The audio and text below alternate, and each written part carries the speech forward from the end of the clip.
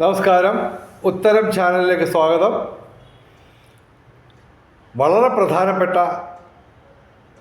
വലിയൊരു ന്യൂസാണ് എനിക്ക് പറയാനുള്ളത്. ഇന്ത്യ അമേരിക്കയുടെ മുമ്പിൽ തോറ്റുകൊടുക്കുകയാണ്. പുതിയ തീരുമാനം വന്നിരിക്കുന്നു. അത് ഔദ്യോഗികമായിട്ട് വന്നിട്ടില്ല. പക്ഷേ സംഭവം ഇന്ത്യ അമേരിക്കയുടെ താരിഫ് കണ്ട് പേടിച്ചിട്ടല്ല, വേറെ പലതും കണ്ട് പേടിച്ചിട്ട് തന്നെയാണ് ഇപ്പോൾ കുറച്ച് കാലമായിട്ട് ഈ ചൈനയും റഷ്യയുമായിട്ടൊക്കെ കൈകോർത്ത് പിടിച്ചത്. അവരെ കൈവിട്ട് അമേരിക്കയുടെ സൈഡിൽ തന്നെ പോവുകയാണ്. അതായത് സംഭവം ഇതാണ്: ഇന്ത്യയുടെ IT മേഖലയെ ബാധിക്കുന്ന നീക്കങ്ങൾ അമേരിക്കയുടെ ഭാഗത്തു നിന്നുണ്ടാകുന്നു എന്നുള്ള സൂചനകൾ കിട്ടിയപ്പോഴാണ് കാര്യങ്ങളെല്ലാം മാറി മറിഞ്ഞത്. നിങ്ങൾക്കറിയാം, ഞാൻ തന്നെ പല വീഡിയോയിലും പറഞ്ഞിട്ടുണ്ട്. അതായത് അമേരിക്ക തകർന്നു നിൽക്കുകയാണ്, ശരിയാണ്. പക്ഷേ അമേരിക്ക വലിയൊരു ആൽമരമായിരുന്നു. അതിൻ്റെ ശിഖരങ്ങളൊക്കെ കുറേയൊക്കെ നശിച്ച് കുറേ ഭാഗമൊക്കെ ഉണങ്ങിപ്പോയെന്നുള്ളത് സത്യമാണ്. പക്ഷേ $30 ട്രില്യൺ ആ ആൽമരത്തിൻ്റെ അടിവേരുകൾ വളരെ ശക്തമാണ്. അടിവേരുകൾക്കൊന്നും പ്രശ്നം പറ്റിയിട്ടില്ല. ശിഖരങ്ങളൊക്കെ കാര്യമായ തോതിൽ നശിച്ചു തുടങ്ങിയിട്ടുണ്ട്, ശരിയാണ്. $37 ട്രില്യൺ കടമുണ്ട്. 123%-ലേറെയാണ് ഡെപ്റ്റ് ടു GDP റേഷ്യോ. അതുമാത്രമല്ല, നിരവധി പ്രശ്നങ്ങളുണ്ട്, ശരിയാണ്. പക്ഷേ ഞാൻ ശരിക്കും പറഞ്ഞു കഴിഞ്ഞാൽ ഞാൻ ഈ ഒരു സബ്ജക്റ്റിൽ വീഡിയോ കഴിഞ്ഞ ഒരു 10 ദിവസത്തിന് മുമ്പ് ഇരുന്നതാണ്. ഏകദേശം 2 ആഴ്ച മുമ്പ് ഇടാനിരുന്നതാണ്. പക്ഷേ അവിടെയാണ് പെട്ടെന്ന് മോദിയുടെ ഒരു ഭാഗ്യം. ഇതിപ്പോൾ കേൾക്കുമ്പോൾ മോദി വിരുദ്ധർക്ക് ഇഷ്ടപ്പെടത്തില്ല. അതേസമയം അമേരിക്കയിലൊക്കെ ഇന്ത്യ തോറ്റു കൊടുക്കുന്നു എന്നൊക്കെ പറയുമ്പോൾ BJPക്കാർ എന്നെ തന്നെ വിളിക്കും. പക്ഷെ ശരിയാണ്, എല്ലാവരും ആരും പ്രതീക്ഷിക്കാത്ത ഒരു മൂവാണ് ഇത് ഇന്ത്യയുടെ ഭാഗത്തു നിന്നുണ്ടാകുന്നത്. അതായത് കഴിഞ്ഞ 2 ആഴ്ച മുമ്പ്, കഴിഞ്ഞ അങ്ങേ ബുധനാഴ്ച ഈ താരിഫിൻ്റെ ഈ ഇംപ്ലിമെൻറ്റേഷൻ നടന്നു. അത് കഴിഞ്ഞ് ആദ്യത്തെ 48 മണിക്കൂർ സംഭവിച്ചത് രൂപയുടെ മൂല്യം കുത്തനെ ഇടിഞ്ഞു. ഓക്കെ, ഞാൻ ഇട്ട ഒരു വീഡിയോ നിങ്ങൾ ഓർക്കുന്നുണ്ടോ എന്നറിയില്ല. അതായത് 24 മണിക്കൂറിനിടയ്ക്ക് ഇന്ത്യയുടെ മൊത്തം കടം 330 ലക്ഷം കോടി രൂപയായിട്ട് കൂടി 5 ലക്ഷം കോടിയുടെ കടം 24 മണിക്കൂറിനിടയ്ക്ക് വന്നു. അതോടെ ഇന്ത്യ തകർന്ന് തരിപ്പണമാവുന്നൊക്കെ ആയിരുന്നു ഞങ്ങളൊക്കെ പ്രതീക്ഷിച്ചത്. പക്ഷേ അവിടെയാണ് മോദി എന്ന് പറയുന്ന ഭാഗ്യം ചെയ്ത, വ്യക്തമായിട്ട് പറയാം, ഭാഗ്യം ചെയ്ത ഒരു പ്രധാനമന്ത്രി, ഒരു ഭരണാധികാരി. അത് മോദി അല്ലാതെ ലോകത്ത് തന്നെ അങ്ങനൊരു ഭാഗ്യം ചെയ്ത പ്രധാനമന്ത്രി ഇല്ലെന്ന്, ഒരു രാഷ്ട്രത്തലവൻ ഇല്ലെന്നുള്ളതാണ് സത്യം. ചരിത്രത്തിൽ തപ്പിയപ്പോലും നമുക്കത് കിട്ടില്ല. അദ്ദേഹം 2014 അധികാരത്തിലേറിയപ്പോൾ ആ സെക്കൻഡ് മുതൽ ക്രൂഡ് ഓയിലിൻ്റെ വില കുത്തനെ ഇടിഞ്ഞു പകുതിയായി. അതേസമയം പെട്രോളിന് വില കുറച്ചതുമില്ല ഇവിടെ. അപ്പോൾ ട്രില്യൺസ് ഓഫ് മണി മോദിയുടെ ഗവൺമെൻറ്റിന് കിട്ടി. അത് കൃത്യമായിട്ട് പറഞ്ഞു കഴിഞ്ഞാൽ ഭാഗ്യമാണ്. ഓക്കെ, അപ്പോൾ അങ്ങനെ പുതിയൊരു 2 ഭാഗ്യങ്ങളാണ് കഴിഞ്ഞ ഒരു 10-15 ദിവസത്തിനിടയ്ക്ക് വന്നേക്കുന്നത്. അതായത് ഇന്ത്യക്കെതിരെ അമേരിക്ക 50% താരിഫ് അടിച്ച് അത് ഇംപ്ലിമെൻറ്റേഷൻ വരുന്നു. ഇംപ്ലിമെൻറ്റേഷൻ കഴിഞ്ഞ് ഏകദേശം 48 മണിക്കൂറിനുള്ളിൽ തന്നെ അമേരിക്കയിലെ കോടതി ഈ താരിഫുമായിട്ട് ബന്ധപ്പെട്ട് മോദി അല്ല ട്രംപിൻ്റെ ഈ താരിഫ് പ്രയോഗം നിയമവിരുദ്ധമാണെന്ന് വിധി പറഞ്ഞു. അതല്ലായിരുന്നെങ്കിൽ രൂപയുടെ മൂല്യം 100 കടന്നേനെ. ഓക്കെ, അപ്പോൾ ഇപ്പോൾ ഈ 88 ചില്ലറ കിടന്ന് കളിക്കുകയാണ്.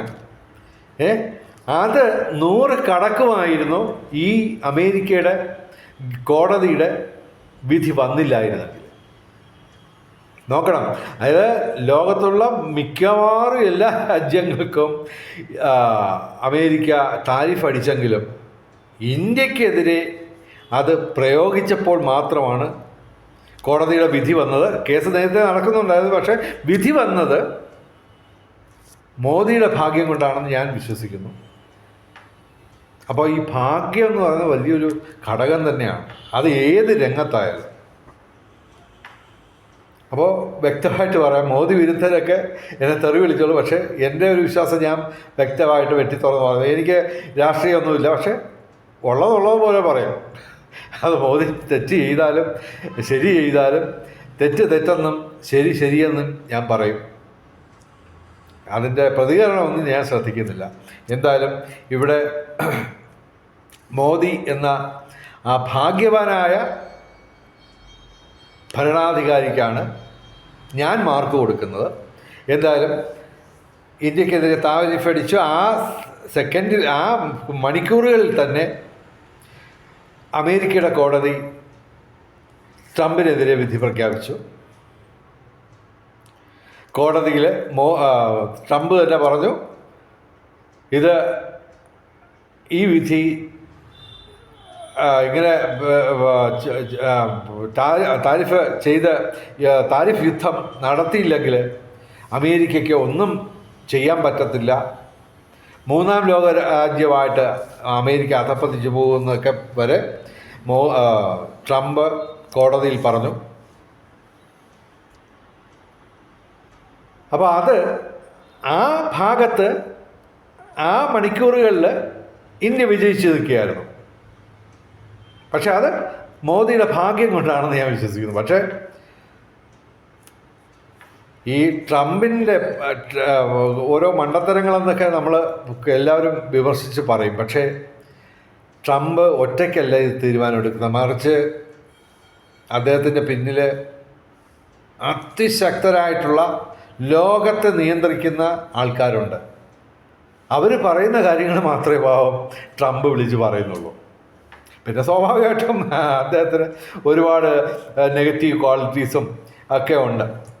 പക്ഷെ എന്തായാലും സംഭവം ഇതാണ്,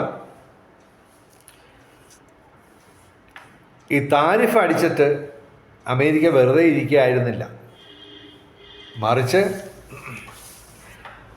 ഇന്ത്യയെ എല്ലാ തരത്തിലും വരിഞ്ഞു മുറുക്കാൻ, ശ്വാസം മുട്ടിക്കാൻ അവർ കരുക്കൾ നീക്കിക്കൊണ്ടിരുന്നു. അതിൽ പല കരുക്കളും നീക്കി, പക്ഷേ കുറുക്കിക്കൊണ്ടത് ഇന്ത്യയുടെ IT മേഖലയെ ബാധിക്കുന്ന തരത്തിലുള്ള നീക്കങ്ങൾ അമേരിക്കയുടെ ഭാഗത്തു നിന്നുണ്ടാകും എന്നുള്ള സൂചനകൾ കിട്ടിയപ്പോൾ അമേരിക്കയുമായിട്ട് ബന്ധപ്പെട്ട് ഈ IT മേഖലയിൽ പ്രവർത്തിക്കുന്ന IT ഭീമന്മാർ മോദിക്ക് വാണിംഗ് കൊടുത്തു, ഇങ്ങനെ പോയാൽ ശരിയാവത്തില്ല, അമേരിക്കയായിട്ട്, അതായത് ശക്തന്മാരോട് ഏറ്റുമുട്ടാൻ പോകരുത്. അതൊരു സാമാന്യ പൊതു തത്വമാണ്. തോക്കുമെന്ന് ഉറപ്പുള്ള സ്ഥലത്തൊന്നും നമ്മൾ കയറി കളിക്കാൻ പാടില്ല. അപ്പോൾ അത് ഇവിടെ സംഭവിച്ചിരിക്കുകയാണ്. മോദിയുടെ വലങ്കായി ആയിരുന്ന പ്രധാനപ്പെട്ട 2 വ്യവസായികളെ അമേരിക്കൻ നിക്ഷേപങ്ങൾ ചൂണ്ടിക്കാണിച്ച് അമേരിക്ക അവരുടെ സൈഡിലാക്കി. അതുകൂടാതെ ഭരണകക്ഷിയുടെ നട്ടെല്ലായി പ്രവർത്തിക്കുന്ന ഒരു സംഘടനയെയും നിരവധി കാര്യങ്ങൾ എടുത്ത് മുന്നോട്ട് വെച്ച് അവരെയും വരുതിയിലാക്കി. പിന്നെ ചില റിപ്പോർട്ടുകൾ പറയുന്നത് 37 MP അമേരിക്ക ചാക്കിലാക്കി എന്നൊക്കെയാണ് BJP MPമാർ. അപ്പോൾ അങ്ങനെയൊക്കെയുള്ള ന്യൂസുകളൊക്കെ വന്നിരുന്നു. അത് കൂടാതെ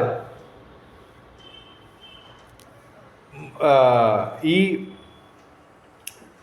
മോദിയുടെ ഇപ്പോൾ ഇന്ത്യയുടെ തന്നെ ഏറ്റവും പ്രധാനപ്പെട്ട ഒരു വ്യവസായം IT വ്യവസായം തന്നെ, അതിനെ സമ്പൂർണ്ണമായിട്ടും തകർക്കുന്ന രീതിയിൽ അമേരിക്കയുടെ ഭാഗത്തുനിന്ന് നീക്കം ഉണ്ടാകുമെന്ന് മനസ്സിലാക്കി മോദിയും മോദിയുടെ പക്ഷക്കാരും കൂട്ടാളികളും ഇപ്പോൾ തീരുമാനം എടുത്തേക്കുന്നതായിട്ട് അറിയുന്നത് അനൗദ്യോഗികമായിട്ടുള്ള വിവരമാണ്.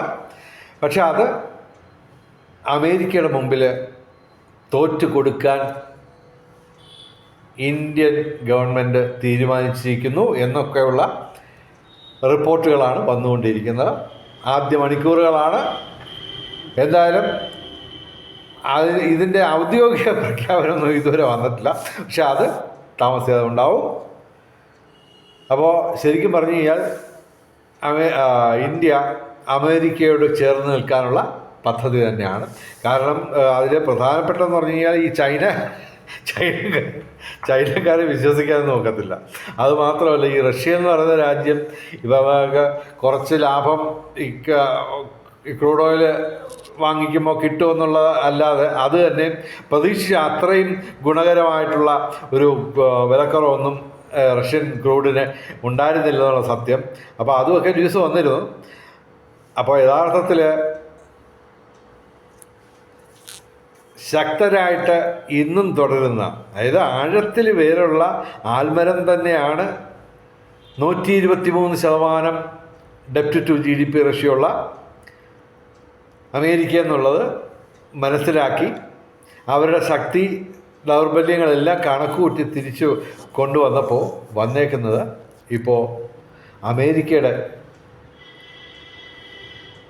ആഗ്രഹങ്ങൾക്ക് വശംവദരാകുക എന്നുള്ളൊരു തീരുമാനമാണ് മോദിയുടെ ഭാഗത്തു നിന്നുണ്ടാകുന്നതെന്നാണ് അനൗദ്യോഗികമായിട്ട് കിട്ടുന്ന വിവരം. എന്തായാലും ഇനിയുള്ള ദിവസങ്ങളിൽ നമ്മൾ ഇന്ത്യയുടെ വിദേശ നയത്തിൽ ഒരു U-ടേൺ നമുക്ക് പ്രതീക്ഷിക്കാം.